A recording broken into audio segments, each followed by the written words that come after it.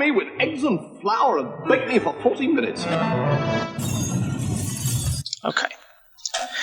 1, 2, 3. So, did you listen to the last episode? Mm-hmm.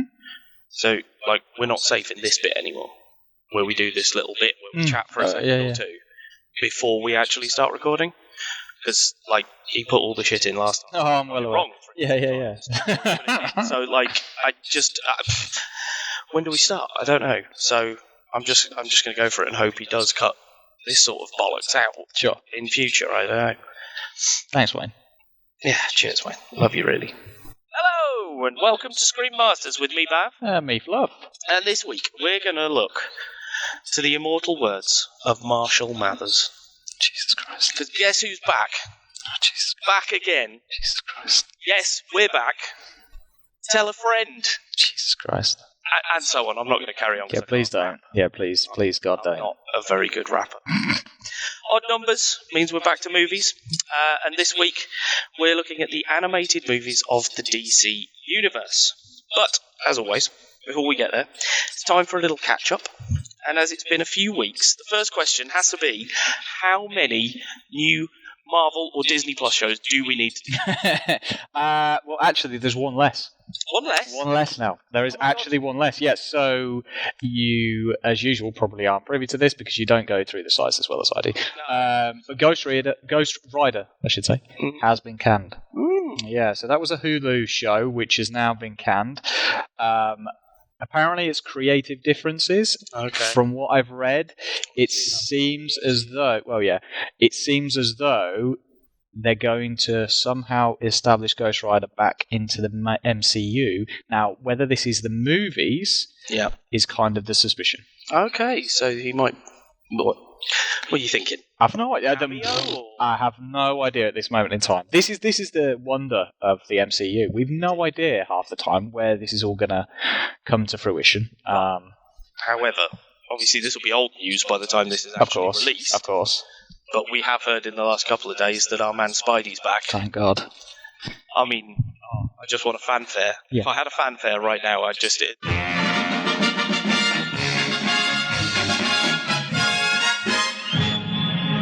It's incredible.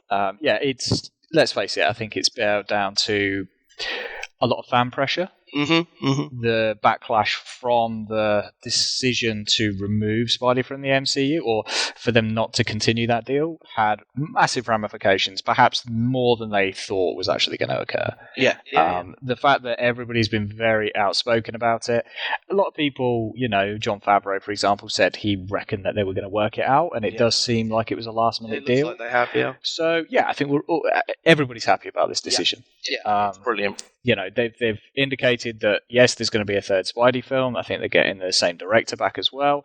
And that he's going to make at least one appearance in a future MCU movie as well. Yeah, that would be great. So where that's going to be, where that's going to lead, it can only lead to... My dreams of New Avengers is back on. Yeah, true. Still a ways away. I still think, as I've said before, I think Spidey could become a very important part of the future of the Avengers franchise. Absolutely. I've just noticed a massive note I've written here. Shoot. That I wanted to discuss in the intro. Oh, go on. After listening back to episode 6. Go on. I do listen back to all of them just to check. Well, we both do, yeah. Offended every single person on Earth, which is very easy these days. Brett McKenzie. That's the guy from Flight of the Conchords. That's his name. Yeah. Jermaine Clement and Brett McKenzie. Okay. So I don't know why I felt the need to do that, because he doesn't listen to this. He's got no idea. But no, it's the need. Well, you said you were going to shout it out afterwards. I totally didn't. Yeah, I didn't. So I'm going to shout it now. Okay, that's fine. But just Okay. I do know. I've got lots of pages of notes this week. It's all good. You have. I've probably got equal amount of notes. See, we're getting more and more notes. You've got more notes for the TV bit, but that's always the case. We'll get to that. So, what have you been watching then? What have I been watching? Let's have a look, shall we? A couple of horror films, actually, which is... Oh, unsurprising. Oh, yeah, exactly. That's totally me. So I watched the new Child's Play. Okay. Remake of Child's Play. Yeah. Because I heard Mark Hamill was the voice.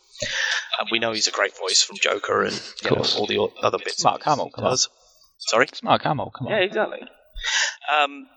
So yeah, it's the same sort of story, evil doll, so on and so, by a child, and then, chaos ensues. But in the original, which was Brad Dourif, I think, who voiced him, if that's how you say his name, he was a serial killer, and through some weird voodoo magic, his soul got transferred into the body of the doll, and that's how it started. So this one, they sort of update it a bit. So the intro, the start, is a really disgruntled Vietnamese worker in a factory on the production line building buddy dolls. Right. And he's clearly had enough, so he decides to disable all the safety inhibitor protocols in this AI doll. Yeah. Because you see an advert for it, so it's a fully AI doll, but it's got behaviour protocols and security stuff in place. So he deactivates all of that, puts this chip into this one doll, and then kills himself. Oh, happy days. Yeah, exactly. So this defective doll gets brought back to the shop, and the mum asks them, basically, well, she actually kind of forces the guy to let her take it home, and gives it to her son. So it's clearly a bit wonky to start with, and it actually, the voice goes funny and stuff, and it glitches a bit. But as it goes on, the toy imprints on the child, and then wants to look out for the child. Oh, right, okay. So there's a bit where the child is pissed off with its mum's boyfriend. Okay. Runs into the bedroom and goes like, "Oh, I just wish he wasn't here." Oh, God. So, of course, the doll sees this and goes out to make the boy happy. Okay. And it's... I don't know, the way he kills him, I won't spoil it just in case anyone is a fan of these sort of things, because it's worth a watch. It's worth a watch if you like... horror.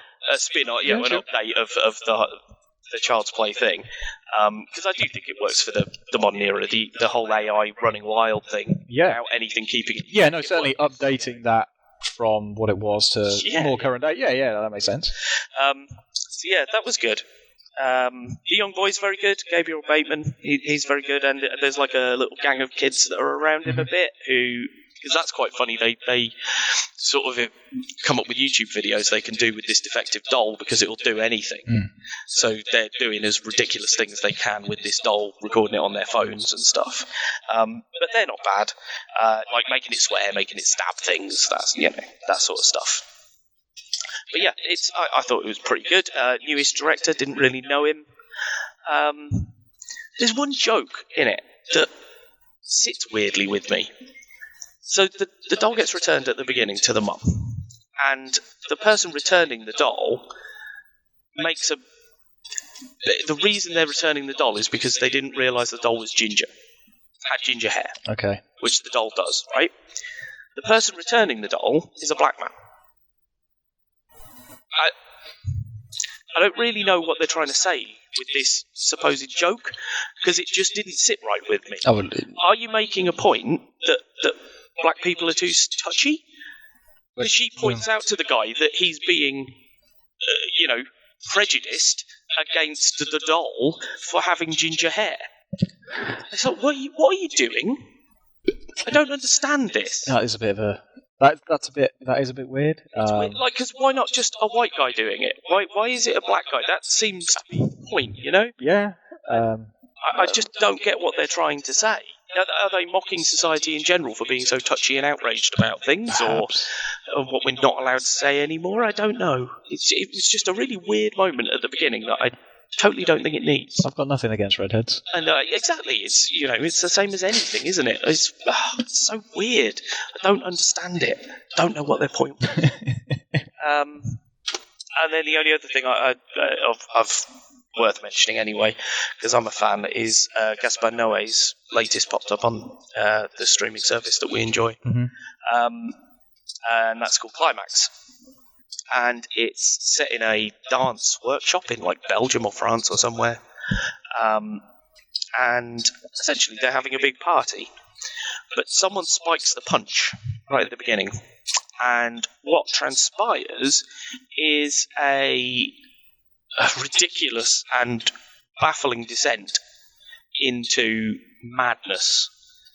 And it's very intoxicating. It's about an hour and a half long, and it just slowly descends. And you slowly realise how insane the situation is getting But because it's Gaspar Noé, he's doing things like spinning the camera around as you're following a character, just to completely disorient you. And in that way, it then shows you feel disoriented like the character that you're following behind. Mm-hmm. So you sort of follow different characters from one part of the building back to the party again. Okay. And you're passing all the other bits and pieces that you've seen that are still going on. There's some really nasty stuff in there. But you don't see anything, but what's happening is nasty. But again, that's what you expect from Gaspar Noé. But yeah, again, if anyone's a fan of his work, I think it's one of his better pieces. I did quite enjoy it, and it affected me in the way that I think he intended it to, by completely throwing me off during the time of watching. Go on then, I've rambled enough now. Well, that's enough to say? I've watched a few. I mean, I haven't watched as many movies of late, I think because getting through a lot of the DC animated kind of... yes, as we'll come to this. Took my thirst for long movies out of the picture for a little while. One movie that I did like, which was on a particular streaming site of ours, was called Shanghai Fortress. Okay. I think it's one that I may have mentioned to you at some point. So it's actually quite a little gem I found. It's Chinese production, and there's been loads of random Chinese films which are popping up. Another one called Animal World, which I'll discuss at a later. We talked about The Wandering Earth. Yeah, The Wandering. Yeah, I could never gel with The Wandering Earth, but this one's quite good. The premise is that an alien spaceship comes to Earth because a new energy source has been found off of Earth, so they kind of bring it back to Earth, and as a result this spaceship appears and the aliens basically want this new energy source, and so it basically takes over certain countries, or cities within countries. So like I think LA is destroyed, London is destroyed. So there's a few big cities which are kind of obliterated as a result of this, and the one that's kind of standing still is Shanghai. Okay. And so they have built this entire structure in the defense of their city, using this new power source to kind of power their weapons, to power a shield over the city itself, which looks really, really cool. And it's basically an alien invasion trying to take this energy source away from them. I really enjoyed this. I didn't think I would necessarily, don't get me wrong. The CGI in places is a little bit wobbly. And again, there's a weird romantic plot between this young pilot and kind of a general, or admiral, I'm trying to remember her position, but which was very bizarre and how it all kind of integrated. But as a whole, it was a really good kind of like alien attack on a city thing. I really enjoyed it. The Netflix stuff isn't always great from some other countries, shall we say. I've tried to look at other ones, but this was actually really enjoyable. Cool. Another Chinese production which I've watched. Now, I'd mentioned to you and other people in the past about an anime series called King's Avatar. Yes, yeah, I do remember you saying about that. So this is about a guy who's part of a team. It's esports is a huge thing at this point. He's part of this team and kind of gets ousted from the team. He's been there for like 10 years or something, and he's no longer allowed to be his character, and so he kind of goes to work in an internet cafe, and it's all about him befriending some noobs, as they are referred to this actual game, and basically forming his own team to kind of get back into the pro side of this gaming. And honestly, I thought the anime was really good, and the fact that when you're doing it as anime, you can do real world stuff and then you can do in-game stuff. This actually does CGI, like they've basically done facial recognition of the characters and input them into the game. So there's real life action, but there's also interspersed with in-game footage. Okay. And the budget that they've clearly put behind this is quite impressive. Now, I thought that it's only going to be short because the anime series was 10 episodes long. Yeah. Then I spotted when it went up on a particular streaming site that there were about 20 episodes. I've then since realised that there's actually 40 episodes on there. Right. So this isn't a short thing. Yeah. So this has clearly taken them quite a while to produce because it really is quite good. It's a bit up and down in places because there are so many characters, because you've got people from other teams and other characters and introductions and stuff like that. So they don't all necessarily make sense until you get a little bit further on. I'm about 24, 25 episodes in now. I've had to take a break because of recent views, but I really enjoy it. I'm really, really enjoying it. I've no doubt of how it's going to end because it just seems that kind of serious. But as a whole, loved it. I'm really, really enjoying it. So, yeah. It also gets a bit hard reading a lot of subtitles at times. Not going to lie. It's tiring on the eyes. It is very tiring on the eyes. But, yeah. I find I tend to fall asleep more when I'm... the last series of Sword I did sub. Yes, we both did. Yeah, it's not that it wasn't great. I'd fall asleep sooner than I normally would before the end of the episode because my eyes were just too tired. Well, that's it. It's like reading a book before you go to bed. Sometimes you fall asleep with the book on your face. So there's a couple of other things I have been watching. I've just started to watch BoJack Horseman. I'm not going to say too much on that because I've only kind of finished the first series, so I'm going to come back to that at a later point. I've been encouraged to watch this by somebody at work, and they haven't stopped nagging me since the day they joined about watching BoJack Horseman. So I'm finally caved, and I am enjoying it. But I'll get round to that at another point. The one other thing I will say I've watched, and you can see by the smile on my face, I'm so happy. This came out of nowhere. This surprised me because I'd completely forgotten it was starting. It was the new series of Always Sunny in Philadelphia. Oh wow! The first episode was yesterday. It's like a warm friend. Give me a warm embrace. God, I loved it. A warm friend from a warm embrace. Yeah, nice. Yeah. So that's pretty much what I've been watching really as well. Cool. Okay. Now, actually, because you threw me straight into the what we've been watching, we totally haven't done a little bit of housekeeping and go on. outy stuff that I wanted to. Oh, of course. It's fine. I'm blaming you for it. It's not your fault. You gave a long pause. What else am I supposed to do? I was thinking of what I needed to do next. Sort yourself out. It's fine. You know me. I've got pages of notes, but they're not in order. So, we're on episode 7. Episode 7 for this one. Yep. And we did a little Facebook Q&A thing the other day, and we got some initial listening figures back for some of the episodes. Yeah. So I'm not going to be as vulgar to say them, but just wanted to say thank you to everyone who is listening to this. We thought it was maybe 15 of our mates who were doing us a favour by listening to it. So thank you. From the bottom of our hearts for being out there, and continue to do so. Go to the Facebook page, facebook.com/thescreenmasters. I totally got it wrong in the last couple of episodes, so it's facebook.com/thescreenmasters. Head over there, give us a like.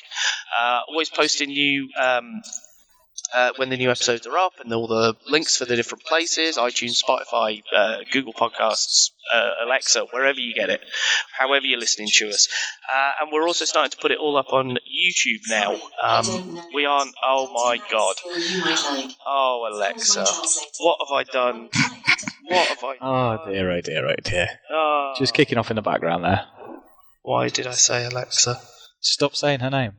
Oh God! So, what did we get to?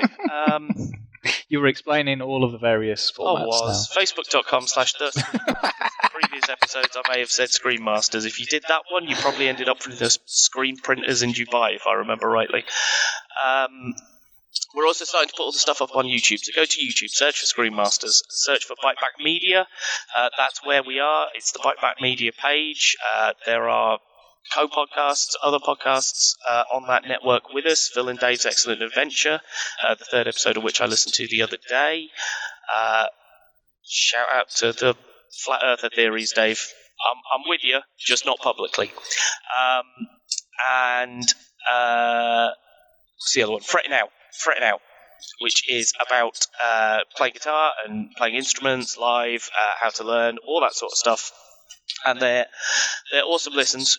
Go over there and have a look, and give the YouTube page a like, and subscribe and follow, and I don't know what all the different terms are for all the different platforms. Share, like, follow, join us. On the Facebook page, send us a message. You can email us still at screenmasters@bytebackmedia.co.uk. That's byte, like a computer byte, not a food byte. Christ, I made up my own line and then cocked it up.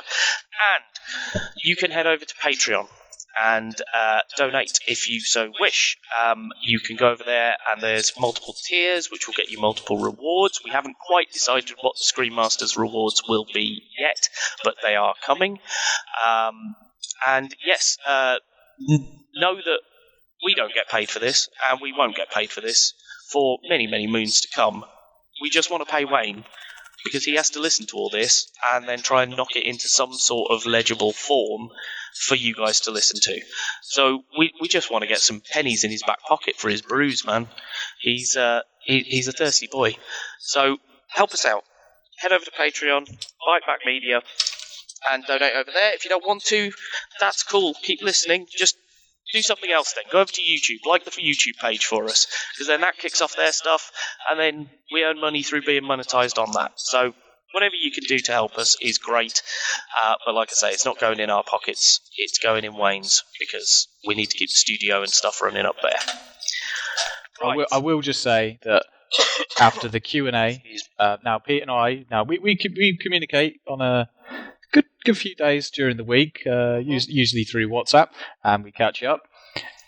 Pete doesn't often call me, so the fact that he called me after this Q&A on Thursday did kind of tell me how excited he was about things. So again, from myself as well, thank you everybody for listening. Just keep sharing, keep enjoying. Let us know your thoughts. If there's any content and stuff that you want us to cover, if there's any TV shows, any movie themes and stuff like that, let us know, because eventually we'll probably run out of ideas. Yeah, maybe. So, right, with all the admin out of the way then, let's not run long on this one. So, yeah, whatever. Yeah, I know, man. That's why I should have done my shout-outs earlier. I also want to say that I'm on the tail end of a cold, so I apologise if I sound even more nasally than usual and cough occasionally. I am using therapeutic Thatcher's Haze to get me through this. Poor little baby. Do you want to go first? Sure, yeah. Okay, I'll go first. So, this week's running commentary is going to be on the animated movies of the DC Universe. Indeed, of which there are, let's just tell everyone, sure. There are 35 to date. 35. Currently been released, Batman Hush being the last one, which, if you're any kind of comic book fan and you know the Hush storyline, don't watch it. It was crap. They changed it. Yeah. They changed it. Yeah. And really, really badly as well. I'm not going to lie. Yeah, I was enjoying it, and then suddenly the twist came, and yeah, that kind of ruined it. But anyway, let's not talk about the ones that we don't want to watch. Let's talk about the ones that we did want to watch and the ones that we did like. So my first pick was Gotham by Gaslight. Okay. Which was one of the Elseworlds adaptations, kind of a Victorian-era steampunk version of Batman. It was a consideration for my list, I'll be honest. It made it to the 10. I thought it might. Made it to the 10. So, I mean, this was really enjoyable for me because, again, it's separate. It's one of the Elseworld tales. They're always enjoyable.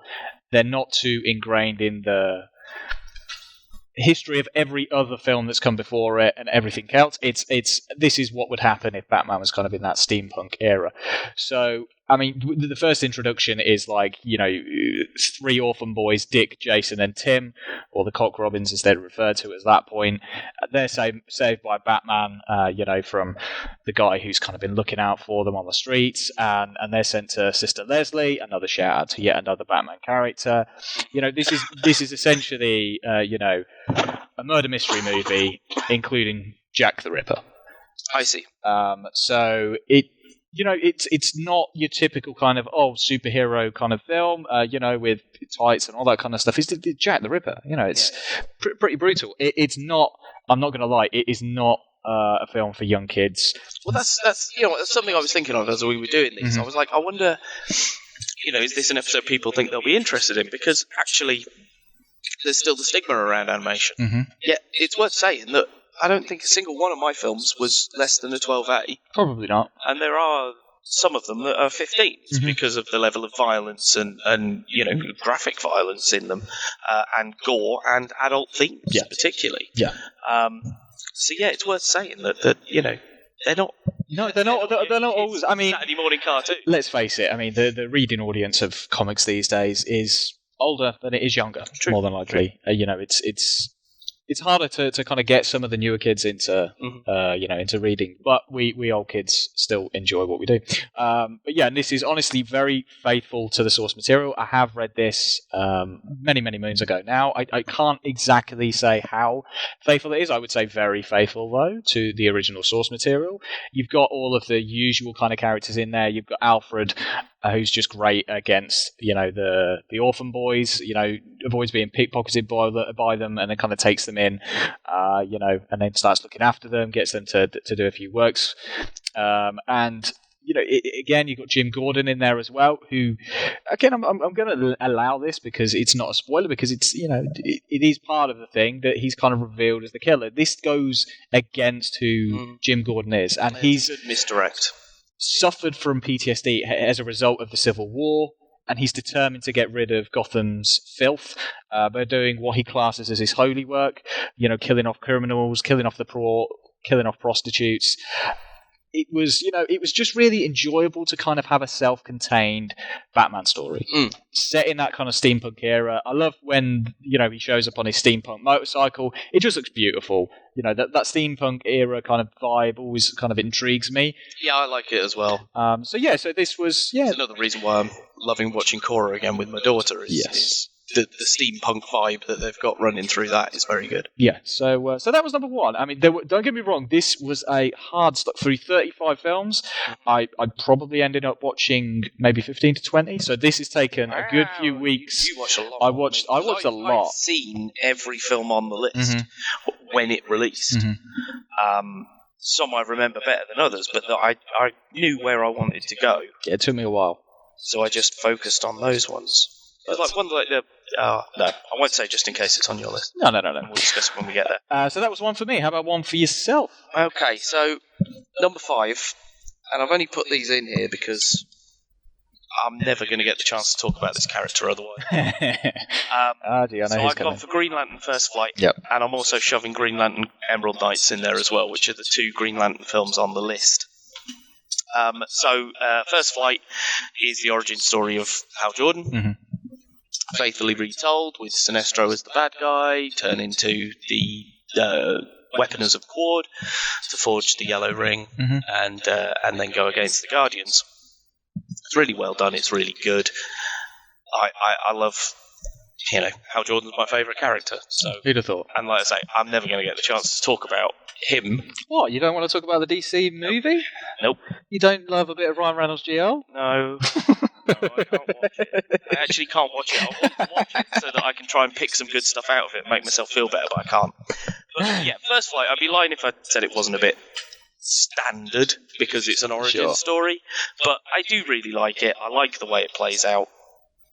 Emerald Knights is the more interesting one, I think. Yes. Because it's more of an anthology in the vein of Gotham Knight that's also on this list, which is like an anthology like they did with Animatrix. So it's like an animated thing, but it's set in the Nolan verse. But yeah, so there's a story thread is Hal is training Arisa, the new Lantern. They're not in the same universe because Sinestro's a Green Lantern still and remains a Green Lantern throughout this episode. But they're taking on a threat, and then characters give backstory as we go along, and we get 3 or 4 little pieces to see the wider mythos, I guess, to sort of build the universe. It's really, I think it's really good. It's really interesting. There's an awesome bit where they've captured Atrocitus, who's the leader of the Red Lanterns, for anyone that doesn't know, but he foreshadows what's coming with Sinestro and the Sinestro Corps and the War of Light, and that's really cool. But yeah, I just wanted to put them in. Because I want something to do with Green Lantern to be talked about on this podcast. Well, I'm sure we'll go. Now I feel rubbish because I haven't really got much more to say on them, but there you go. Well, I'm sure we'll talk about GL from the Justice League animated series at some point, because there's a good few episodes there. Yeah. And he was also very good in, I think it was the Batman series that came out. They did like the 3rd or 4th season of that. They started bringing in like Superman and Green Lantern and stuff. He was cool in that, but yeah. And the other reason why I like Emerald Knights over First Flight is because they'd brought Nathan Fillion in to do the voice by that point, which is perfect. Mm-hmm. I wish he would have been Green Lantern. I really do. Go on then, back to you. Okay, so my second or fourth choice, however you want to list them these times, is the Justice League versus the Fatal Five, which was a recent release. Now, I think this one holds a little bit more of a special place for me, mainly because this is set very much in vein of the Justice League Unlimited TV series universe. It's not exactly, because I think we both recall that there was a Legion of Superheroes and Fatal Five kind of story within that, which involved Green Arrow, Supergirl, etc. Hopefully we'll cover that at a later junction. But, I mean, this was the returning cast of Kevin Conroy as Batman. You've got Susan Eisenberg as Wonder Woman, and you've got George Newbern as Superman. And as soon as you hear those voices, it just feels very comforting for me. When you watch some of these animated films, some of the later voices, I've got nothing against any of them particularly, but this lot is just very comfortable and just, very, very enjoyable in listening to this lot. So this is the story basically about the Fatal Five, which is set in the future with the Legion of Superheroes. And so it's very different to the original one. It's also the introduction of Jessica Cruz, another Green Lantern, somebody who suffers from strong anxiety after almost being murdered. It touches. This one actually touches on mental health with a couple of characters, with Jessica Cruz and also with Starboy, who is the member of the Legion of Superheroes who kind of gets thrown back in time when the Fatal Five return to kind of present day, as we might refer to it, to basically come back and try and free their leader, the Emerald Empress, who's been imprisoned on Oa, again, home of the Green Lantern Corps. And so, because she's been imprisoned in the past, to try and keep her away from her cohorts in the future, so it's kind of, their mission is basically to free her and then kind of destroy Earth, so that the Legion never exists. But I don't know, I just really enjoyed this because it wasn't as expected. It wasn't your traditional kind of JLI, JLU, whichever you want to call it. It wasn't your kind of traditional one. It did talk about the fact that Starboy suffers from mental health issues, and he doesn't have the medication of the future to kind of tackle that. So he has, various outbursts about certain things, and then he and Jessica Cruz build up a bit of a relationship again because they're suffering each through their own ways through certain things. Yeah. I just really enjoyed this. There's some really funny interplay as well with Ms. Martian trying to get accepted into the League, who's, unfortunately being, shadowed by Batman, of all people. Let's face it, it's not gonna be an easy task for Batman to let you into the Justice League. No, not really. So again, the interplay there is just really enjoyable. But like I say, I think the major crux for me was the fact that this was very much a return to the Justice League animated cast. I loved it. I know that it wasn't necessarily in canon with all of that, but again, it touched on some really cool stuff. The fact that we've got a new Green Lantern, we've got the Legion of Superheroes, who are just fantastic characters in themselves.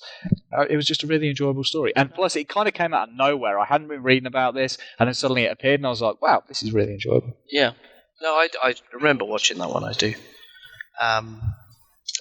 My issues with the later ones, like I say, that felt like a bit more of a throwback. My issues with the later ones are the new 52-ness, because that's just not my Justice League. That was it. As soon as you see Superman, Batman, Wonder Woman, this, I'm like, that's the Superman costume I love. That's the Batman. So yeah. So back over to you.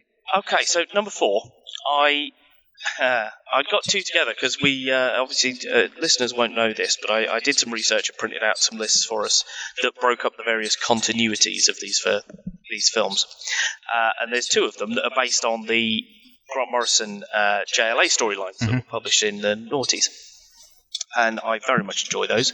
So I decided to watch 2 of them. Unfortunately, one of them is totally different voices, and I don't like them at all. So, I've thrown that one away.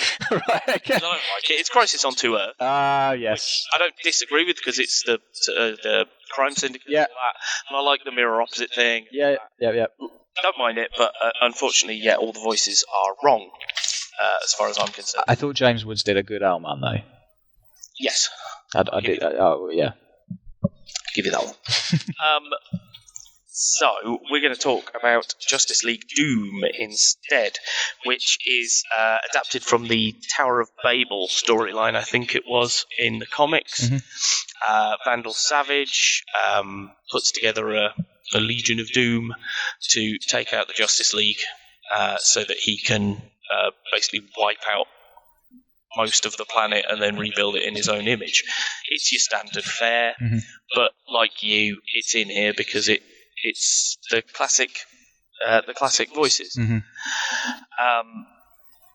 But it's an awesome one. I like the storyline because it's he takes out the Justice League using ideas stolen from Batman's Batcave, because Batman has a contingency plan for everyone, and that's why it hits home for me as well. Because as you know, we were reading comics around the times of Identity Crisis and Infinite Crisis and all that sort of stuff when loyalties were being tested within the Justice League and mind wiping was going on, and Batman was running paranoid and putting together ideas. So it was a repeat of the same storyline essentially, although it was the OMAC project, wasn't it? But, I like that idea. I like that Batman has contingencies for everyone, and I love it even more that right at the end, everyone's like, "Nah, we're kicking you out of the Justice League," and he's like, "All right, if you don't think I'd do exactly the same thing again, you're idiots." I'm a Batman. I need to have contingencies for everyone, and then he just walks out, and then Supes meets him at the teleporter and gives him back the kryptonite that he keeps for Supes. He's like, "Yeah, you take that. I'd rather know that it was with you. Yeah, I trust you because they have that bond." Yeah, and I shall explore that bond further later on. Okay. Over to you. Okay, so mine. Now, oddly enough, I went for it wasn't intentional, but as I was starting to watch a lot of these, the two which I mean, again, I tried not to pick necessarily recent DC animated films, but these two really did go back to back. So the first one I'll cover is The Death of Superman. Because this was so very, very faithful, not entirely for obvious reasons, but it was very, very faithful to the original story. Now, for those of you who haven't read it, this is actually probably one of the best Superman stories of all time if you have the luxury of going and buying the graphic novel. So there is The Death of Superman and there's the kind of sequel part to it. But we'll cover The Death of Superman first. So it opens kind of with the usual, saving of the day. The mayor says, what would we do without you, kind of a deal. Yeah. And that just, that foreshadows the rest of this thing. You've got Lois and Clark in a relationship. However, she doesn't know his secret at this point. Okay. So that was, again, a bit of a change for the graphic novel version of this. You've got introductions of all of the future kind of iterations of Superman supporting cast. You've got Henry Irons, or Steel. You've got Hank Henshaw, Cyborg Superman. And then you've got the Superboy clone. Not much is seen too much about some of these individuals, but they're there. Obviously, Lex Luthor is still a part of it. At one point, there's just a really nice throwback because he's kind of dressed as Lionel Luthor. He's got the orange wig on and the orange beard, and he just kind of whips it off. And I was like, that's a nice little nod back to that kind of era as well. And then it's the arrival of Doomsday, really. Again, this has changed from the comic book version of it. Instead of kind of burrowing his way through the Earth, he arrives by meteorite instead. So it changes it up, and that causes an accident with Hank Henshaw and things like that. So that kind of leads to his thing. But while this is all kind of going on, just as Doomsday's kind of arriving, Clark Kent's having a bit of a crisis of identity. Lois is meeting the Kents for the first time. He's kind of wondering whether he should tell Lois his secret or not. And just as he kind of tells her, everything with Doomsday kicks off in earnest. So, Doomsday goes through an absolute path of destruction. And I think this is one of the best versions of this story we've both seen a terrible version on a Smallville series of this particular character. As well as Superman Doomsday, which is the pre-New 52 telling. Yes, and that was nowhere near as enjoyable as this. I mean, the absolute path of destruction. He goes through almost all of the Justice League within the matter of minutes. He takes out Hawkman in seconds, Green Lantern in seconds, Flash, Cyborg, Aquaman, Martian Manhunter, even Batman at this point is just getting his ass whooped. Finally, he's trying to take out Wonder Woman, and just even she has no defense against him. And then Superman enters the battle, and it's an epic battle. It goes on, I can't even think, 20, 30 minutes. This battle goes on quite... It's most of the thing, isn't it? Yeah. Then again, it was most of the comic. Exactly, yeah. Within the first few seconds of the fight, he makes Superman bleed. That says volumes to this kind of story. Now, calling it the death of Superman, it's foreshadowing as well. You know kind of what's coming home.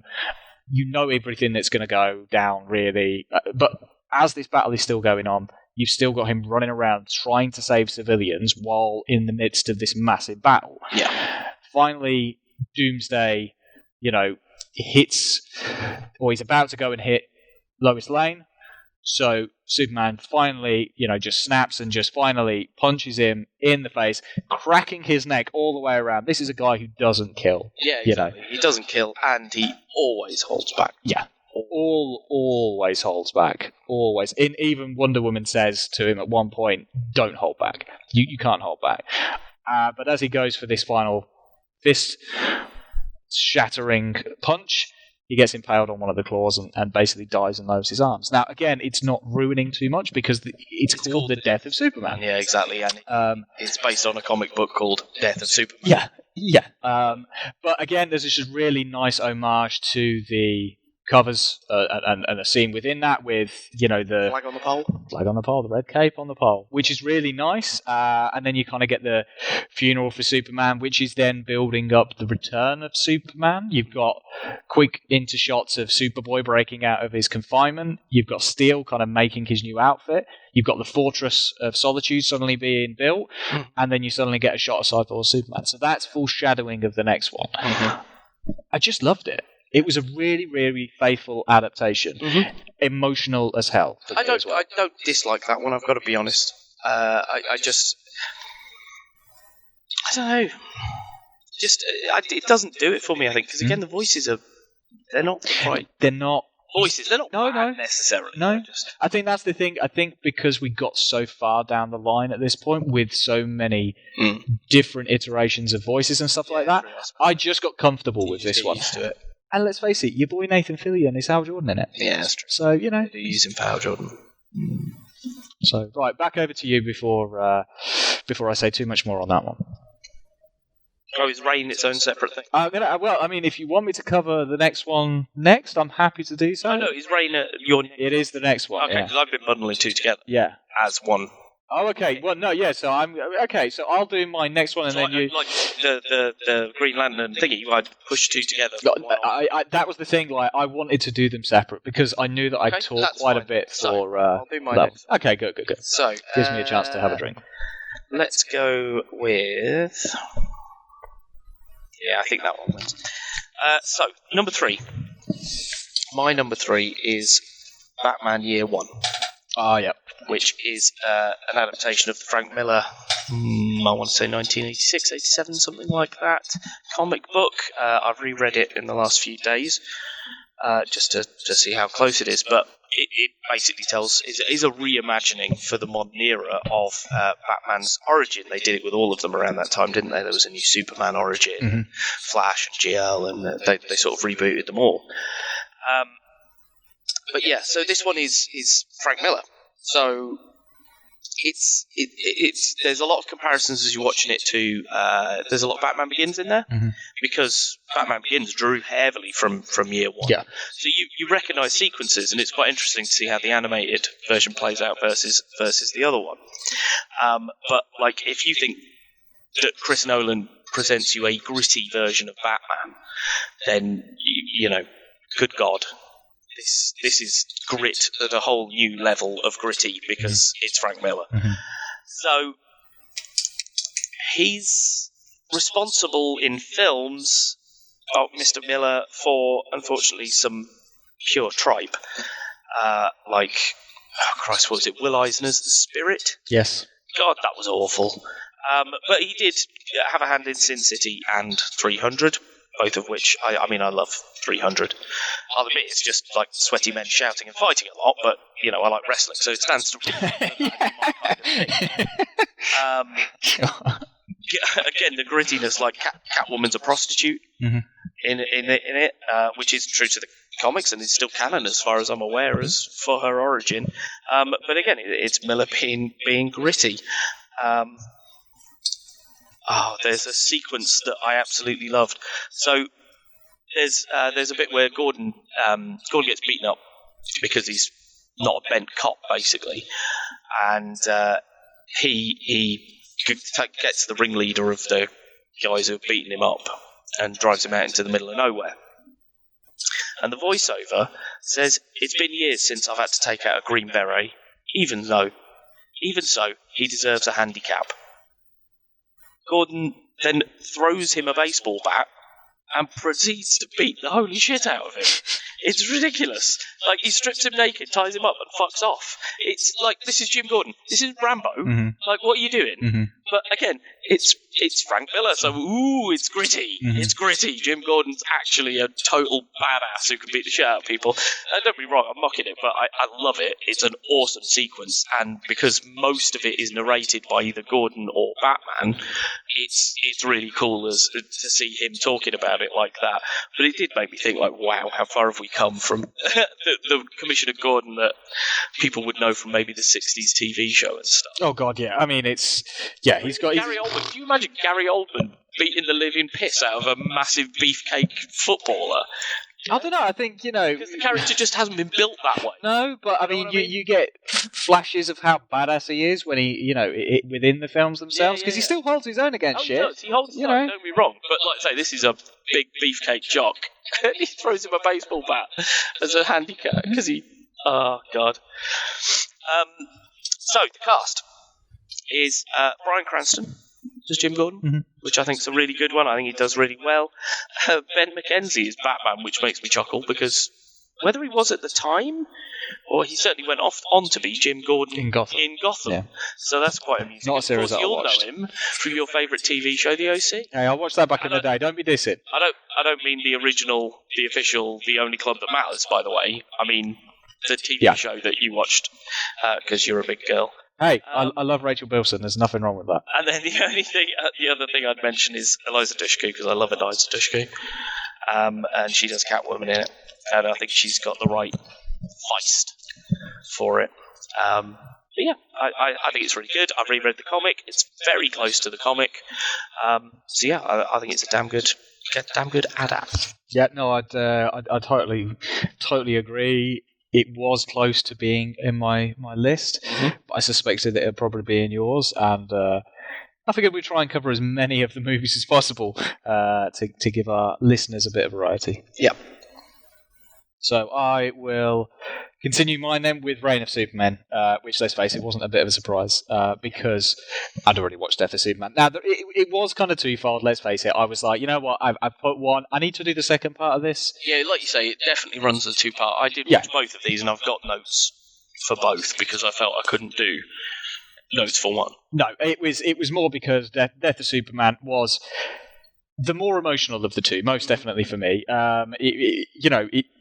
Not to say that Reign of Superman isn't, it doesn't have a punchy or two here or there, but definitely, the death of Superman, you see that impact on all of the characters. Even Batman's like, heartbroken, and that's saying something. That's Batman, for Christ's sake. So this one kind of opens 6 months later, post Death of Superman. So you get the introductions of Superboy. Now, one thing that I will say, and I loved about this, was the comics accurate version of Superboy with the round glasses, the kind of leather jacket and stuff like that. I love the way they look, to be fair. They looked awesome in that. Yeah, and that was it. Again, you get your introductions of Steel, the Eradicator, and Cyborg Superman. Again, all very, very true to the comic book form, which sometimes, especially given that this was a New 52 version of the kind of story, was really nice to see. That they didn't just kind of wash that over and go, let's New 52 them up. That was good. each one of these guys has a different fighting style. You've got Lex Luthor trying to keep control of Superboy. He's claiming is the true heir to kind of Superman's throne. Although it's revealed that he is a clone of Superman. And now, again, within this, now this wasn't at that point something that was revealed. Now, we both have read the comic book run a lot later, Teen Titans, where it's revealed that this clone is a clone of Superman and of Lex Luthor. Yeah. At that point, this wasn't known. This was a lot later in the future. I think it was Jeff Johns' run of Teen Titans where that Jeff kind of Johns came. rewrote it because he wasn't originally. Yeah. No, he was just a clone of Superman. Yeah. The original graphic. Yeah. The original run of Reign of the Superman. Yeah. So that was just a cool little add in there as well, which I thought was great because it foreshadows stuff perhaps if they continue this kind of storyline. Anyway, it's the reveal of you've got Darkseid, who is revealed as the kind of the brains behind Cyborg Superman, who's been running around trying to save everybody. We're given this false impression that he's the heir to the throne of Superman and stuff like this. You've got Eradicator revealed as the kind of tech protecting Kryptonian heritage and all this stuff, and then revealed that Superman is actually within the fortress still. Yeah. Again, we're not surprised by the fact that Superman's going to return. It was, again, kind of foreshadowed in the previous one. Yeah. Because, again, somebody breaks his body out of his tomb at the end of the first film, the end of Death of Superman. So, again, this is all connected. And then Superman comes back and starts fighting a big battle with Cyborg Superman, who ends up, betraying Darkseid because he just basically wants to kill Superman himself because he's pissed off that he didn't save his wife in the first of the two films, which is understandable. And that's the thing. There's always been this thing with Hank Henshaw and the history of between him and Superman and stuff like that. The battle continues, but eventually, due to Superman not having his full powers back yet, he gets some, yellow sun rays on him. Boom, he's back up to full standing. So again, it was this good. I don't think the fight scenes are necessarily as good as the previous one because that battle between he and Doomsday was a little bit more epic because he'd gone through the entirety of the League at this point, whereas the League are just kind of disposed of in this one. So that's kind of washed away. Whereas the fact that Doomsday had gone through the entire lot previously was really enjoyable, I think, because it was just two guys slugging it out. We've seen the destruction which occurred in that one. This is kind of less so. But eventually, Superman overcomes, as he often does. But what I really liked about this is kind of the ending. He's kind of reunited with everybody. Superboy gets taken in by the Kents. He gets called Connor, so again, in line with various things. And everybody just kind of celebrates the return of Superman, and also Clark Kent, who has been missing throughout this entire ordeal. Yes. And everybody doesn't really suspect that the one and the two are the same. Of course, why would they? But yeah, so I mean, like I say, it was the second part of this whole Death of Superman, Reign of Superman kind of thing. It just really, because I watched it back to back, I just had that one overpass. I just went, this is one encompassing film, really. So I had to separate the two for obvious reasons, but as a very faithful, true adaptation of that particular story in Superman's history, I couldn't fault it. Don't get me wrong. Again, the voices in places are a little bit jaded, but my only complaint with it really is that the Reign of the Superman storyline is so epic that I don't think any of these hour and 10-minute long animations ever does it justice. Or no, I get you. I get you. But that's the only criticism that I could have, really. Again, it didn't.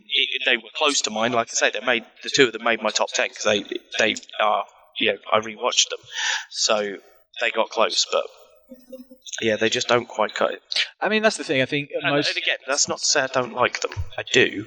They're just not as much as... No, it is hard to be entirely faithful to some of these adaptations at times because the source material is, what it is. A huge oh, God, yeah. Tomb. A huge tomb. Tome. I think tome, maybe. Maybe that was the word. And it was always going to be hard to adapt some of these. Again, as you mentioned on Hush, I love that story. I really did not like the film because they made such massive transitions from the original story, and I just didn't enjoy that. I find Killing Joke the same. Yeah. I love the story, don't love the film. Yeah, because they added the bit in at the beginning with him and her getting it on, and it just doesn't work. No, it doesn't. Cool. Right, so back over to you. So, one thing I didn't mention in the last one, which was year one, is that I like the art style very much because it adopts an art style that goes away from your basic JLA that we might understand, or some of the New 52 ones, more like Gotham by Gaslight. Adopts a style that's similar to the comic book on which it's based. And so my number twos, again, I'm bundling two together because I'm going to cheat, but it's Superman, Batman, Public Enemies, and Superman, Batman, Apocalypse, both of which are adapted from the start of the Jeff Loeb run on the comic, and are basically the first two graphic novels when they're collected.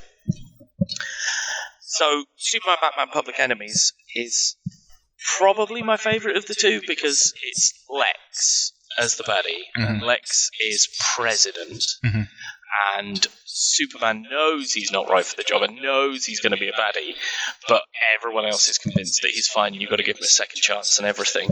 So you know what's going to happen. It's pissing Lex. Like, you've got to be an idiot not to know what's going to happen.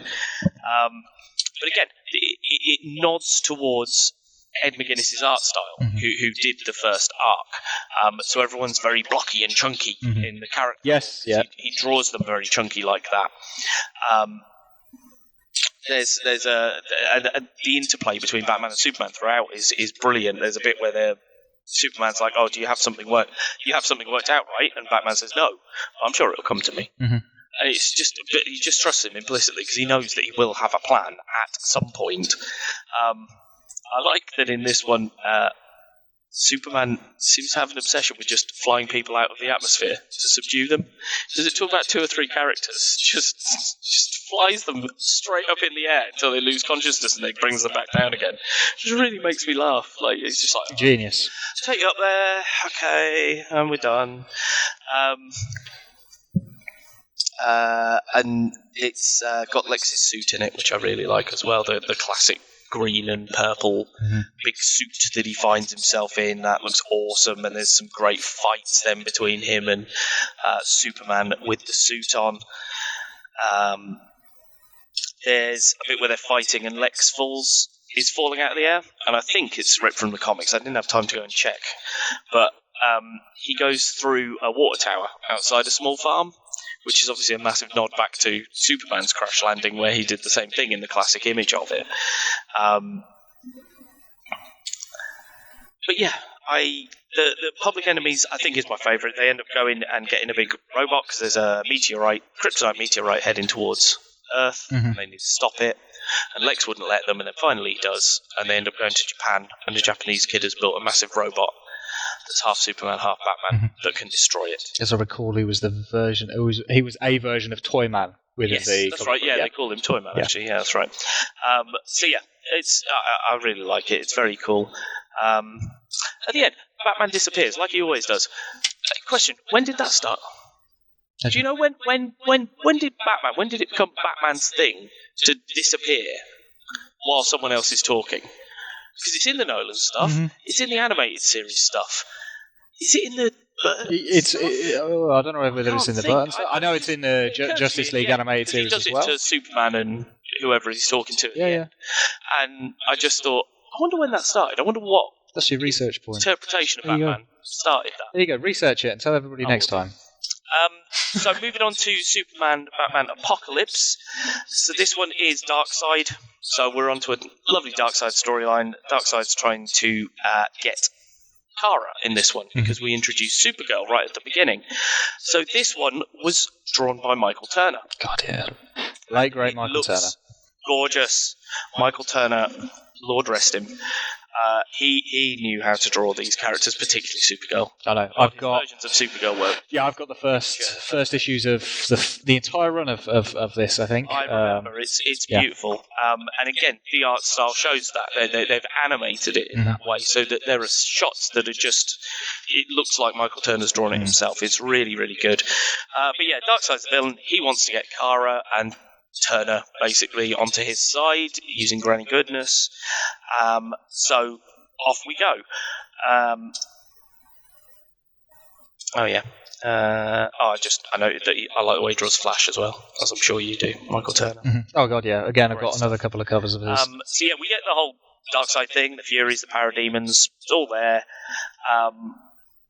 It all rockets through, and the final act fight is absolutely incredible because Supergirl is just beating the living shit out of him for Darkseid for ages and just taking a mega beam after a mega beam because Superman's already been put out of commission. So she's the only one left, and she just keeps getting up every single time, and it's just such a great fight.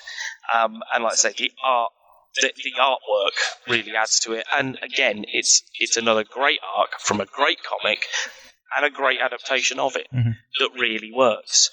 And like I say, the artwork, the Turner art is just sort of your cherry on the top, really. But yeah, I haven't really got much more to say. We're running along again, so I'm going to keep it short on that one. I've only got one more to go at. You sure? Is it one or one and two? You know, you've got another bulk. Yeah. I've got one more. Okay. Right. So my final one is Batman Under the Red Hood. Okay. So for those who don't know, this is pretty much the story of Jason Todd, who was the second Robin, who died as a result. Now, in this, he died as a result of the Joker attack and then kind of a bomb explosion. But he was always kind of seen as the rash, kind of violent risk taker when it comes to the Robins. So this kind of it begins the story. You know, you've got this story that, you know, he dies right at the beginning of it, and then you cut to 5 years later. And then you've got, you know, Red Hood taking over the Gotham underworld and offering protection against Batman and against Black Mask. And then after a series of encounters between Nightwing and Batman, they kind of realise that the Red Hood knows Batman's tactics and his gadgets, and actually they know that he knows that Batman is Bruce Wayne. And so at this point, I know, having read the story way back, I knew who was under the Red Hood. Yeah, absolutely. No pun intended. So I already knew. But again, it's the way that the film actually goes into this. Yeah, okay, we've already got it at the very start of the film, subverting it by saying, oh, look, Jason Todd dies. And you kind of go, oh, well, okay, he must be under Red Hood. I get that. But at the same time, it is still the fact that when they're trying to discover this, it's like Batman just doesn't want to believe it. And why would he? Why would he want to believe that a kid that he feels he let down and let die is actually alive? Yeah.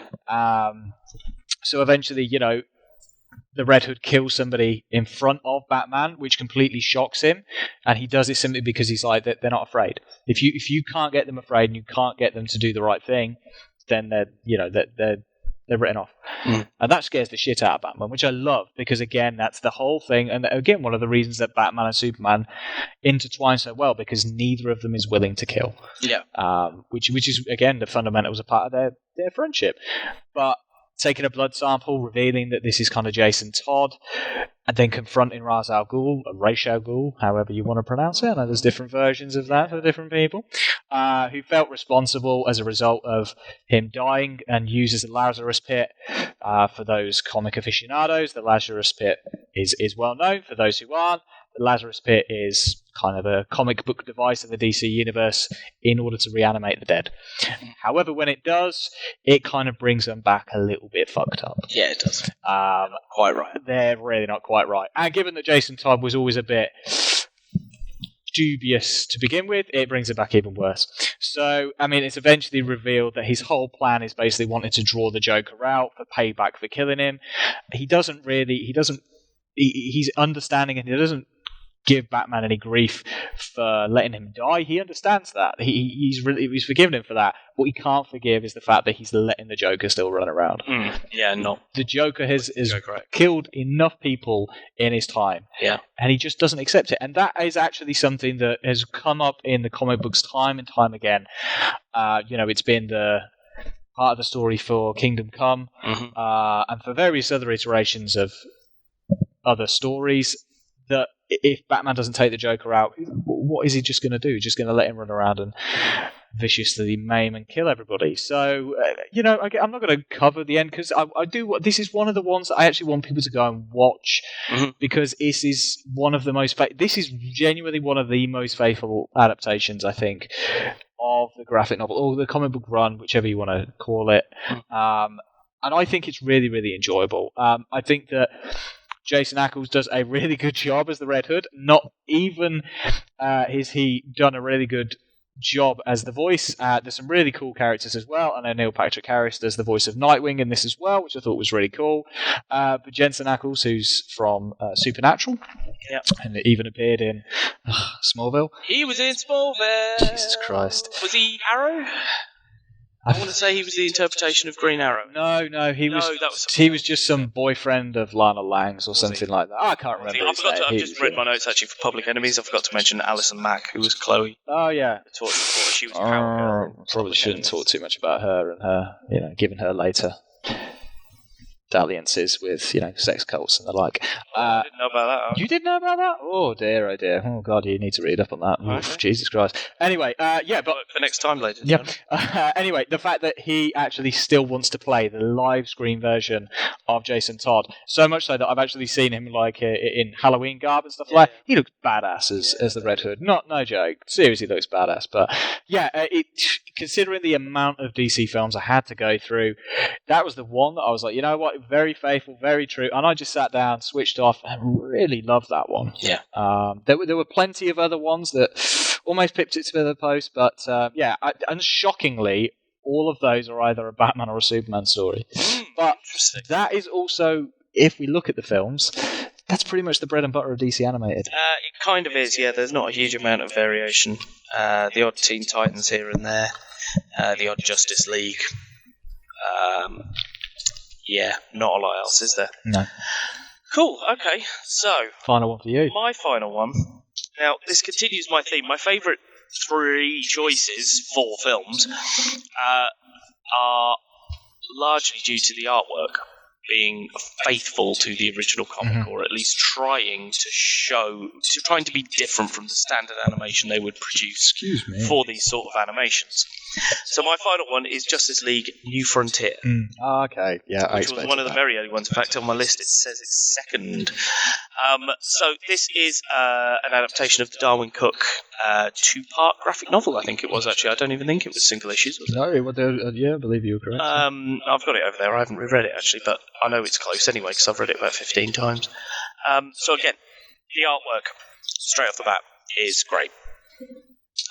We get a nice little intro sequence that introduces us to something called the Center, which is just a very ominous thing that has always existed, under the surface of the Earth, or somewhere like that.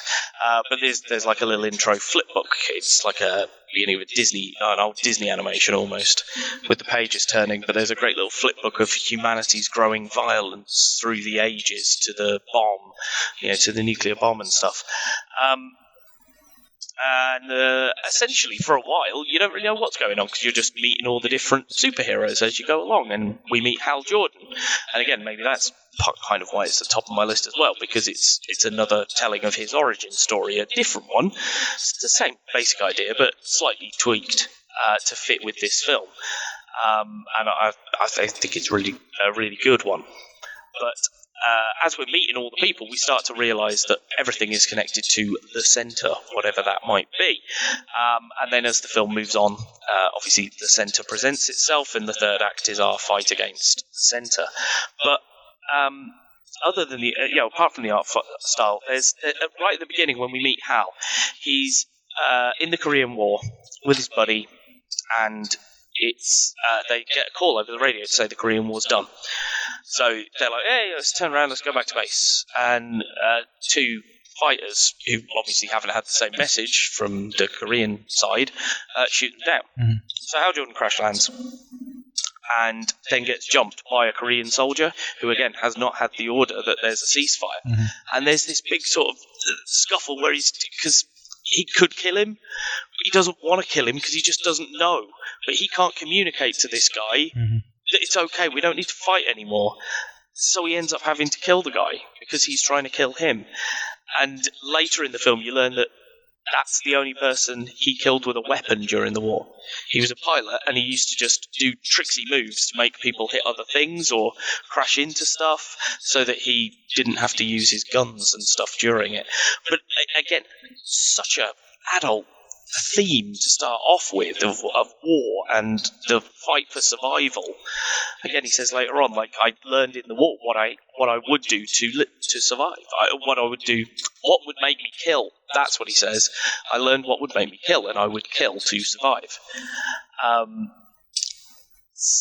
yeah, the other bits and pieces it covers with, there's a conversation between Superman and Lois Lane. And like when you think about what they're actually discussing, the theme, sort of the underlying subtext of this whole thing is politics, the nature of heroism, loyalty between friends, between governments. Are they vigilantes? Are they not? Where's the line? Because Wonder Woman frees a band of women who are being kept as sex slaves by some rebels. She disarms the rebels, puts the gun in a clearing, frees the women, and says, go for it. Mm-hmm. And Superman's like, yeah, you can't do that. Mm-hmm. She's like, what? I've given them freedom and justice. That's the American way. What's your complaint? But it's that morally sticky ground of, yeah, but you're a superhero, should you do that? Yeah, no, I remember... And it makes the government very scared of them. I remember reading it, and it was, as you say, it was very ethically and morally discussive of social issues and things like that, and that again, sometimes isn't always there. 60s, something like that. Yeah, I think. yeah. So yeah. It's very of that period as well. Yeah. And again, I think the art style lends itself to Definitely. that as well. It also, as you said earlier, it deals with PTSD from Hal Jordan throughout the whole thing. He's struggling with it when he gets offered the ring, and they say you've got no fear, you've got great willpower. He's like, no, I haven't. I'm a coward. I went into veterinary hospital after the war. I'm nobody. But obviously the ring knows his true nature. It's really good. People should watch it. I'm just going to mention a quick note about the cast, because Green Lantern is David Boreanaz, who is I've got a big soft spot for, and he's the only other man I'd like to do the voice. So if it's not Fillion, I'll have David Boreanaz instead. Neil Patrick Harris is the Flash, which I love. Lucy Lawless is Wonder Woman. Carl McLaughlin's Superman. Jeremy Sisto is Batman. I actually love his Batman. I really didn't enjoy his Batman. I didn't. But we can't all like it. And then the voice of the centre, who is Keith David. And the only reason I mention him, he's one of these actors that you'd know from something anyway. Oh, God, yeah. Everyone would. But it turns out he's the voice of Spawn from the HBO animated series that I mentioned last week. So I thought I'd mention him. There you go. So there we are. Justice League New Frontier is my top choice out of those 35. Yes. 35. What's yours? Oh, if you are interested, let us know. You can go to the Facebook page, facebook.com/The Screenmasters, and send us a message, leave a comment on any of the videos there.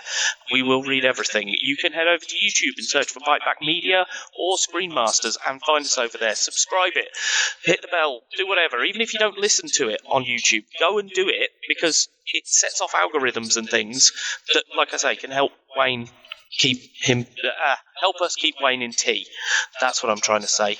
Or you can head over to Patreon, which is patreon.com. I don't know the / easy bit address, so just go over there and search for us. We'll be on there somewhere under Byte Back Media Network or Byte Back Media. Like, share, subscribe, share, like, friends, tell them hello, we're still here, it's the end. I don't know what else to say. So seem a little bit out of breath there, you alright? I am a little bit. I need to get another drink, I think. because I'm dry of throat. But thank you very much for listening, everyone. I've been Bav. I have been Fluff. And this has been Screen Masters.